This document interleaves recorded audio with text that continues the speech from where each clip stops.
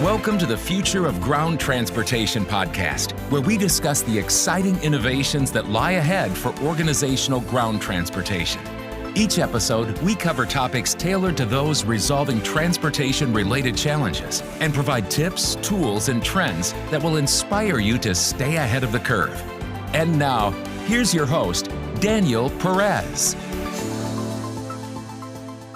Welcome to the Future of Ground Transportation. Today we have a special guest, Mr. Evan Shelley. He's the co-founder and CEO of Truck Parking Club. Evan, welcome to the show. Yeah, thanks so much for having me. Yes, totally. It's a pleasure having you on the show. I'm very excited to hear about your business ideas and how you guys been able to sort of penetrate the market. So without further ado, tell us, a little bit about your company, how long you guys been in business, and what is it that you guys do? So my company is Truck Parking Club. We are a network of truck parking locations across the U.S. And we help truckers find those truck parking locations across the U.S. Think Airbnb for truck parking. Our locations are really made up of properties that may not actually be owned by, let's say, truck parking operators or a truck stop.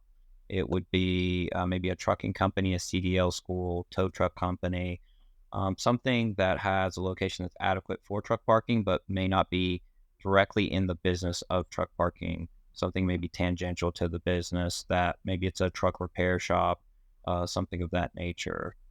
So what we've really done is facilitate a seamless and automated transaction between a trucker and a truck parking location. And made it very easy for a trucker to find and reserve a location that normally they would need to know the person directly, or live, just very close and somehow have a relationship. And we've kind of bridged that gap and created a platform, an application that has created really a two-sided marketplace that creates a seamless relationship. We really handle customer service, billing, reservation management, payment processing, the entire back end of the operation for truck parking. We also are hugely focused on making sure that the experience for the trucker, from the time they find out about us to the time that they use our app, that the experience is simple, easy, seamless, and efficient. That is super cool, super cool. So most of your clients or most of the user, Evan, is it a one truck operator? Is it a guy that has 10, 20 trucks? Is it bus companies too? Or is it mainly tailored to trucking? How does it work? Yeah, that's a great question. So, as we started to grow the company, we naturally navigated down market. So meaning we went to the smaller owner operators and created a product that they can use. And now once those smaller guys, let's say 50 trucks or less, finds out about us, we become a tool in their tool belt that they can use to find, overnight, multi-day, or monthly parking all across the U.S. at our 115 locations. So we really went down market. It wasn't necessarily like a divine plan. It was just, we thought we had a good idea and we took it to market, and the smaller owner operators are the ones that we provide the most value for, and we continued to iterate and create a product that worked really, really well for them.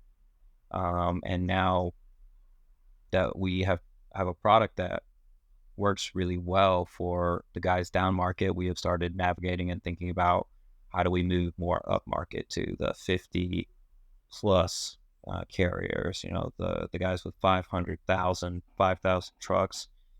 How do we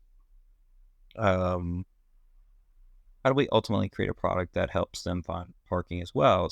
And how do we create something that they're, when you get to the larger carriers, it isn't just the driver that's looking for the parking. It's a driver manager, it's a dispatcher, and creating products that they can use. So it's a very good question. And, I would say right now, the majority is, 50 trucks or less. We have some of the larger carriers that use us as well, but we like don't have, a mass concentration of the Got it. larger carriers Got it. at this point. Perfect. Thank you, Evan. And help me understand from if I own the property, right, or if the property is vacant, what's your sort of strategy with the owners? Like, what's their benefit? Obviously, is their increase their utilization, but how does the infrastructure work behind the scenes or with the actual owner of the properties?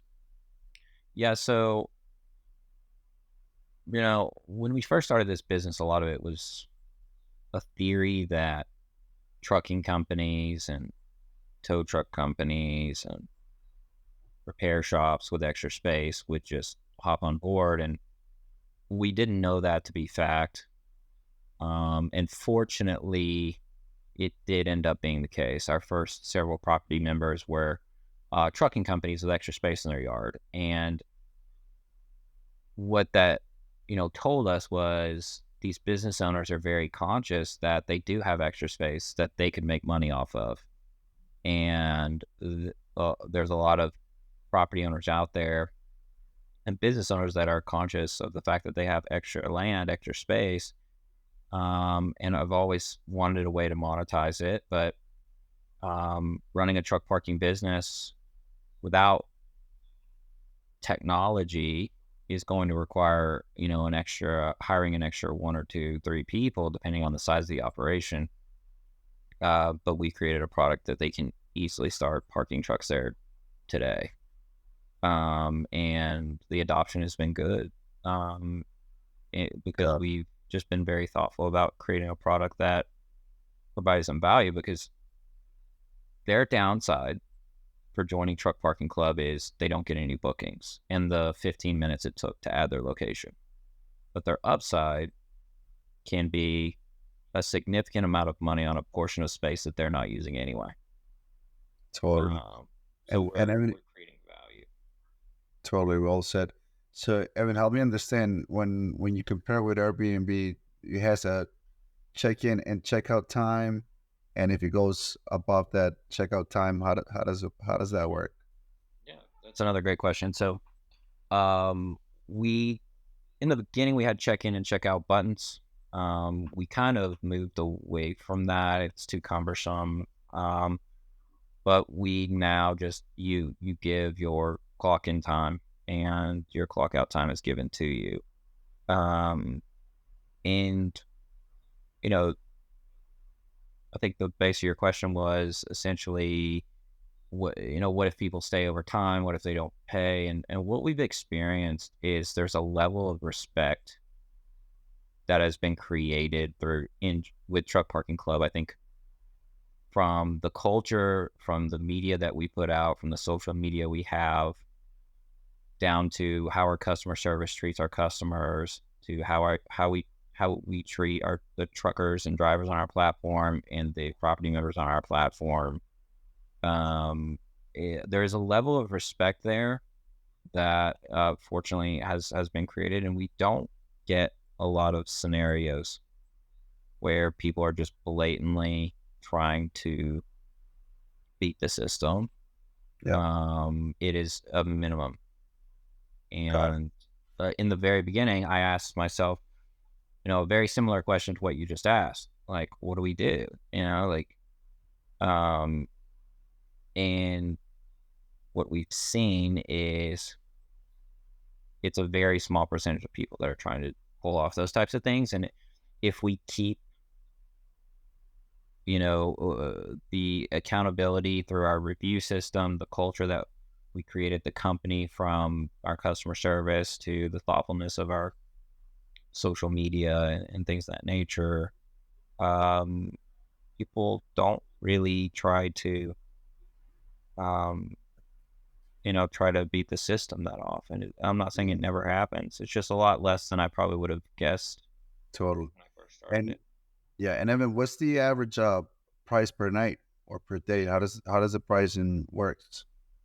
Yeah, so across the U.S. it varies widely. We have locations that are like $5 a night, all the way up to $65 a night, and both those locations get bookings.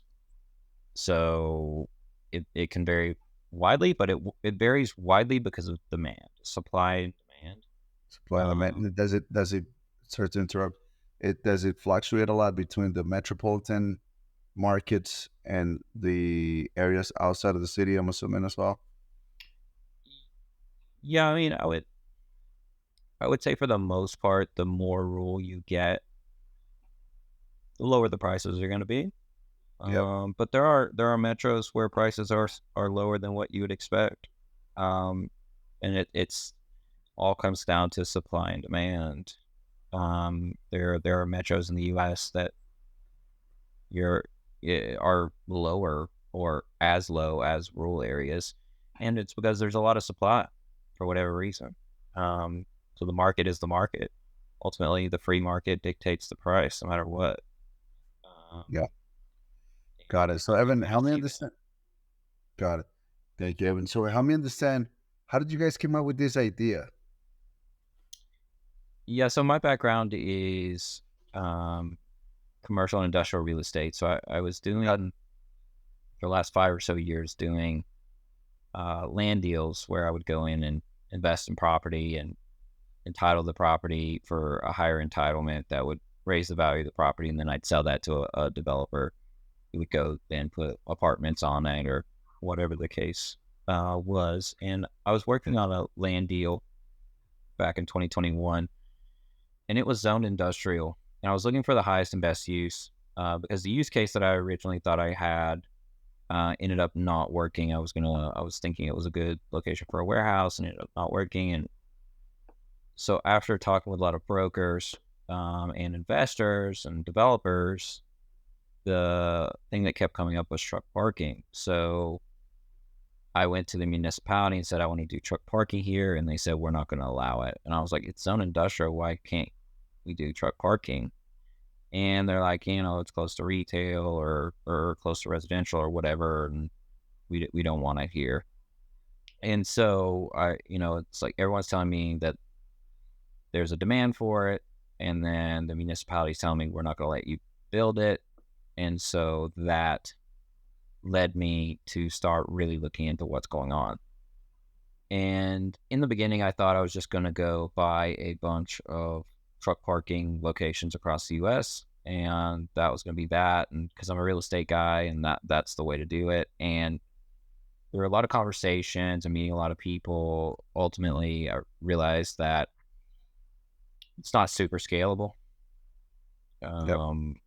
Imagine, which this is changing a little bit, but imagine,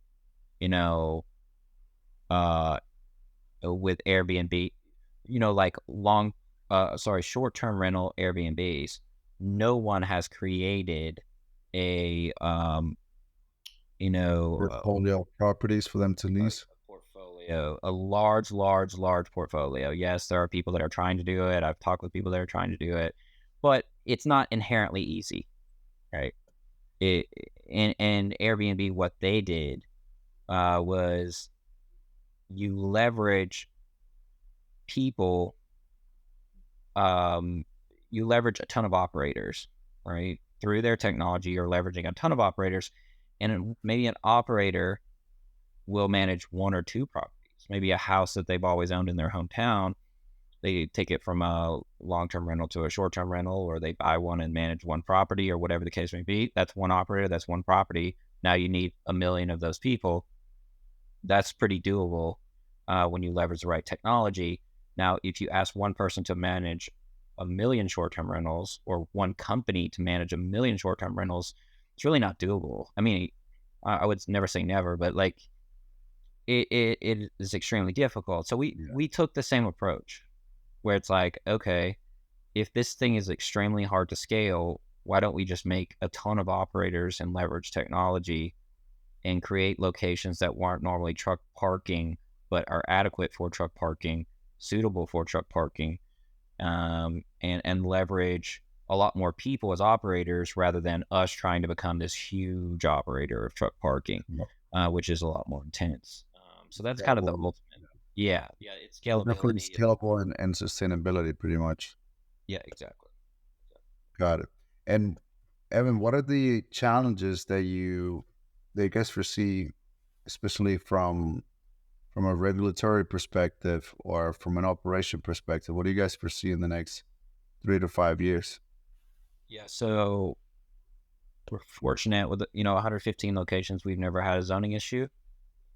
Not saying it will never happen. It will definitely happen at some point, but I think how we think about it is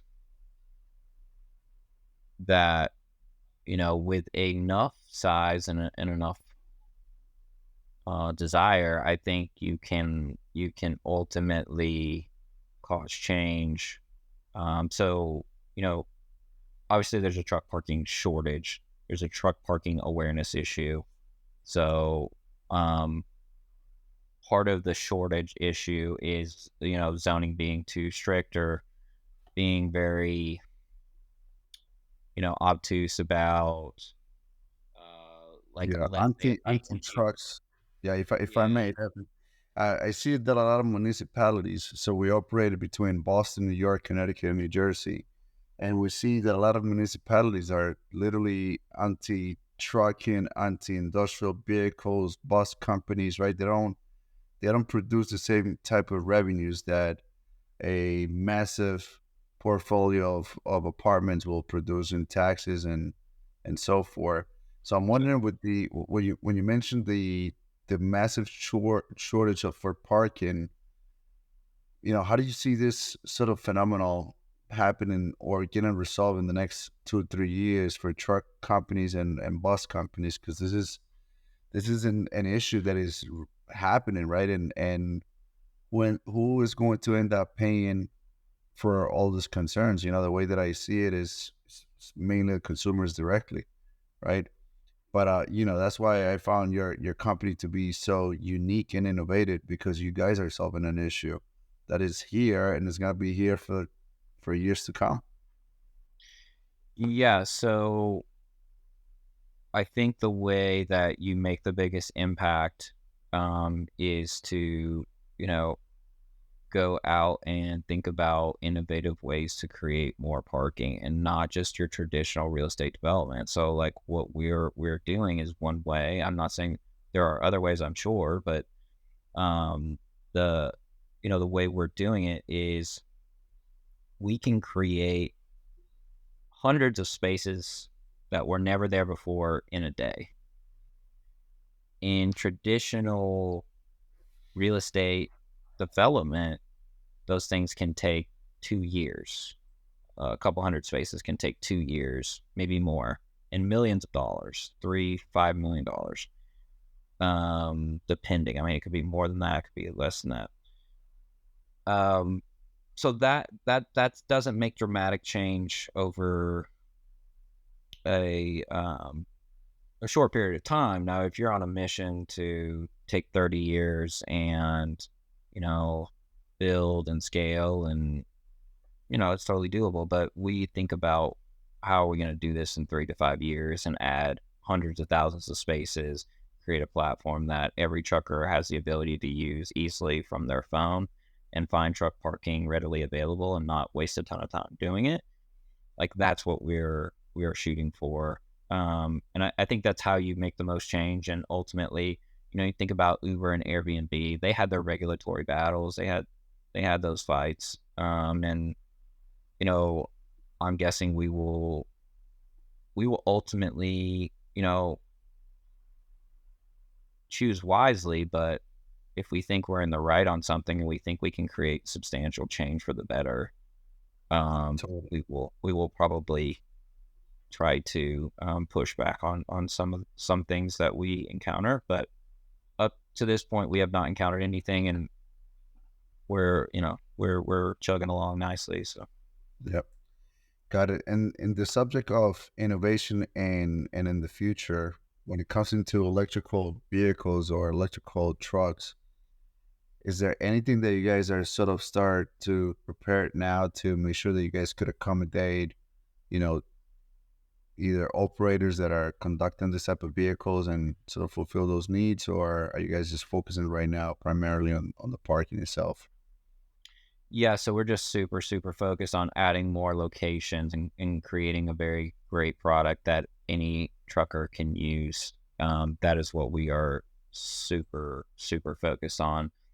I think ultimately, in terms of EV, those rolling out, if, we accomplish our goals of having, 5 to 10,000 locations, we will have a pulse on a lot of people who want to be stakeholders in EVs. And if that is something that we want to pursue at that point, having the massive base of property owners and business owners that are, probably very open to pursuing something like that on their property, then we can look more into that. So it will kind of take care of itself, I believe, if we execute on our mission. Got it. And Evan, do you guys see autonomous vehicles or flying vehicles as a threat to your business in the next 5 to 10 years? Well, I don't think.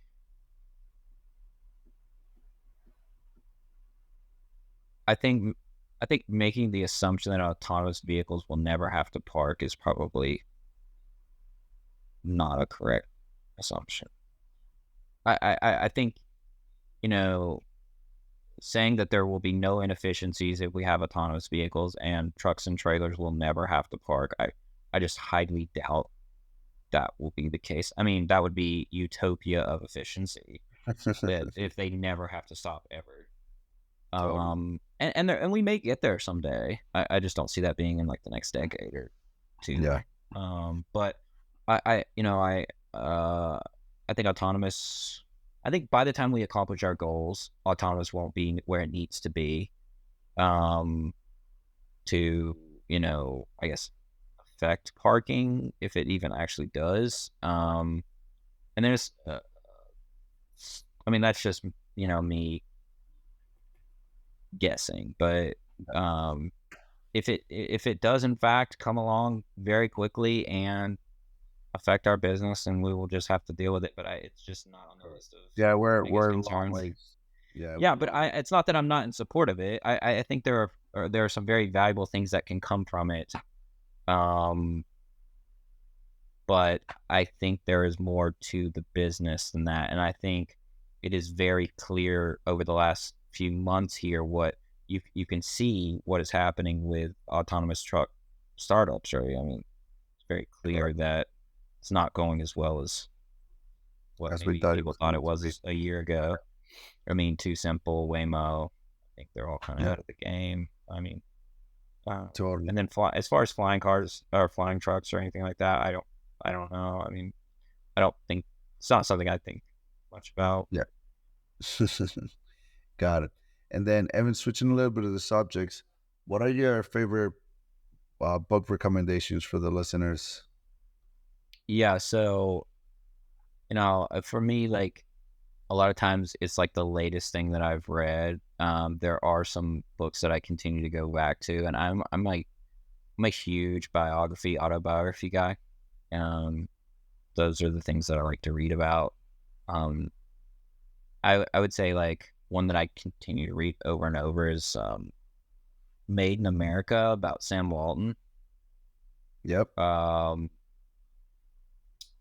He was just like obsessed, relentlessly obsessed with what he was doing. And he created something amazing, right? That was through a ton of hard work and persistency and persistence and just he just outworked everyone else and ultimately out-strategized everyone else through very smart long-term thinking.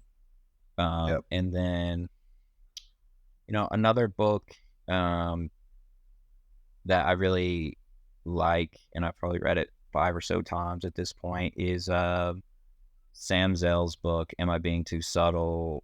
He's a huge real estate guy, but he's also a businessman as well, and he passed away maybe month or two ago, but he is very influential for me in the way I thought about things. And I don't necessarily agree with like everything that, he did as a business person necessarily, like how he thought about investing, but he was fearless, just taking big risk on taking bigger risks than what the rest of society would tell you that you should take as a person, especially when he was young. And I think that's what resonated with me so much, because he was, did some really big things very early on. And when society tells him that he should be working in corporate or not be doing $1 million deals, he's a young to early 20 something doing $1 million deals, and society is telling him he probably shouldn't be doing that, but he was doing it anyway.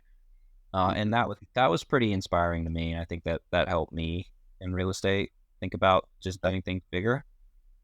Those are a couple. I could sit and talk about. Yeah, no, those two were great. Perfect. So again, it was a pleasure having you tonight in this episode. How can listeners learn more about the Truck Parking Club, and how can we get in touch with you? Yeah, so we're active on all the socials, from TikTok to Facebook, Instagram, YouTube, LinkedIn. You can reach us at any of those. We also have a 24/7 customer service line at Truck Parking Club, which is 888-899-PARK. So 888-899-7275. You can also email info at truckparkingclub.com. There's a contact us page on truckparkingclub.com as well. So quite a few ways that you can reach out to us and get in touch. Yeah. And we will make sure that we put on this episode notes all the contact information as well. So again, Evan, thank you very much for taking the time to learn, for all the listeners to learn more about your company. I wish you much success coming up. I look forward to seeing, the development of the Truck and Parking Club. So thank you very much. Yeah, thanks so much for having me on. I really do appreciate it. Thank you. So without further ado, for all the listeners, thank you for listening to this episode, and we'll look forward to seeing you again. Thank you very much. Have a good night. Thanks for tuning in to the future of ground transportation. We appreciate you coming along for the ride. If you found value in this episode and want to hear more, please make sure to subscribe to the show.